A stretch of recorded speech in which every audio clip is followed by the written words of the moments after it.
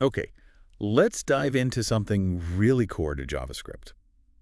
Handling tasks that, well, don't happen instantly. Hmm. We're talking about asynchronous operations, things like network requests, timers.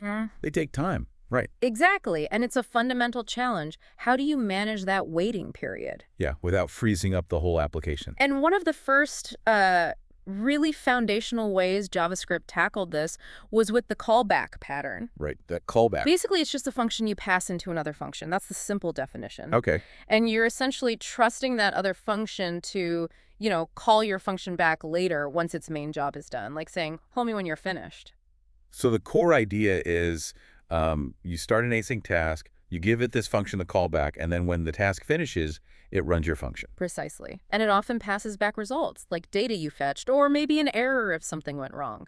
It's that signal saying, I'm done, here's what happened. Okay, that makes sense. Right. But why is this necessary? Why not just wait? Well, think about JavaScript in a browser or Node.js. It mostly runs on a single thread. Right. So if you just waited for, say, a file download to finish, your entire program would just stop, freeze. Yeah. Nothing else could happen. Users couldn't click anything.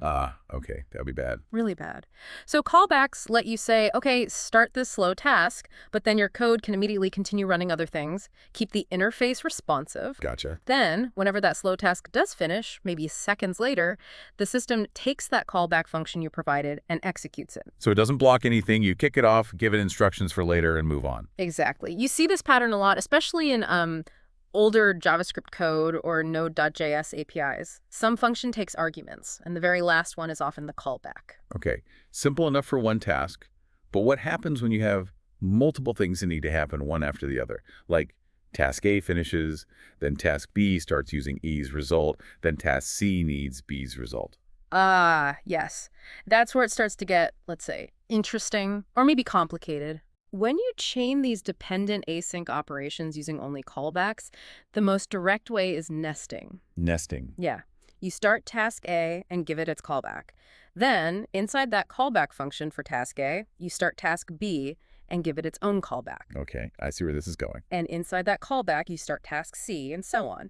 Each step gets nested inside the callback of the previous step. And that leads to that thing people call callback hell, right? Or the pyramid of doom. That's exactly it. The code visually starts indenting further and further to the right with each nested callback. It literally looks like a pyramid tipped on its side in your editor. Yeah, I can picture that. Just layers and layers of indentation. And this structure, this callback hell, causes some real problems for developers. It's not just ugly, it's actively difficult to work with. Like what? What are the main issues?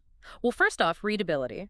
Trying to follow the actual flow of logic, what happens when it's mod, becomes incredibly difficult when it's nested 5 levels deep. Yeah. You get lost. Okay, yeah, hard to read. Second, error handling. This is a big one. You often end up needing to check for errors at every single level of the pyramid. Lots of repetitive if-error checks, passing errors up the chain manually. It gets very messy and easy to miss something. Right, repeating error code all over the place. And third, maintainability. What if you need to change the order? Or add a new step somewhere in the middle? Or just refactor one part? Oof, sounds like a nightmare. It can be.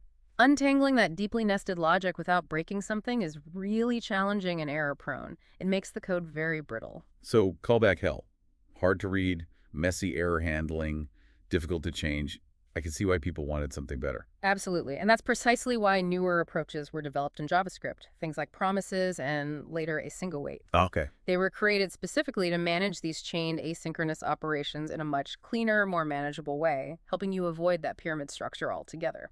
We won't dive deep into those now, but they directly address these callback problems. Gotcha. So callbacks are foundational, but chaining them leads to this hell. Exactly. To sum it up, callbacks are vital for basic async tasks, keeping things non-blocking, but relying solely on them for complex sequences.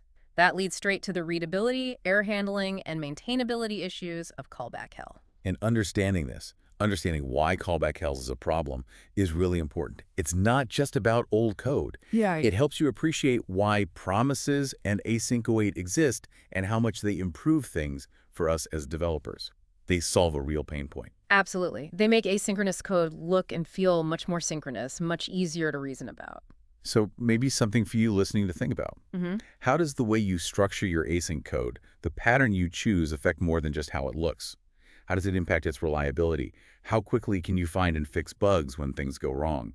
That's a great point. Choosing the right async pattern isn't just about preference. It's really a critical skill for building robust, maintainable applications that you can actually work with long term. Something to definitely keep in mind.